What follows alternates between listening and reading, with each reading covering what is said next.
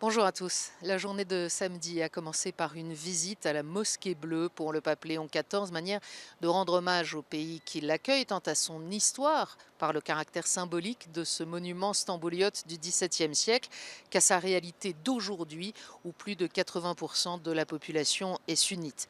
Ensuite, le pape s'est rendu à l'église syriaque orthodoxe Mar Ephrem à la rencontre de 17 responsables d'églises chrétiennes et il a formulé le vœu que ce type de rencontre puisse continuer d'avoir lieu, y compris avec ceux qui n'ont pas pu venir cette fois-ci.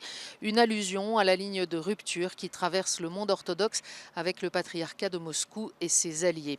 Le pape, au cours de ces échanges, a invité les chrétiens à parcourir ensemble le chemin spirituel qui mène au grand jubilé de la rédemption 2033. Un chemin qui invite à se tourner vers Jérusalem, vers le Cénacle où eut lieu le dernier repas du Christ, le lavement des pieds et la Pentecôte.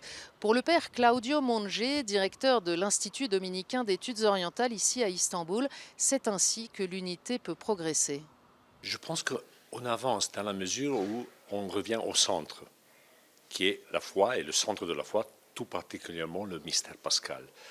Et on fait deux pas en arrière quand on parle tout simplement de défendre nos diversités, nos particularités, etc. Alors, l'unité, la communion, ce n'est pas uniformité, c'est une diversité qui est réconciliée autour du mystère. S'il n'y a pas ce mystère au centre, je pense que c'est bien difficile d'avancer. En célébrant la messe cet après-midi au stade Volkswagen d'Istanbul, le pape Léon XIV a invité les fidèles catholiques à être des témoins de ce mystère, en citant Saint Jean Chrysostome qui disait que le charme de la sainteté est un signe plus éloquent que les miracles.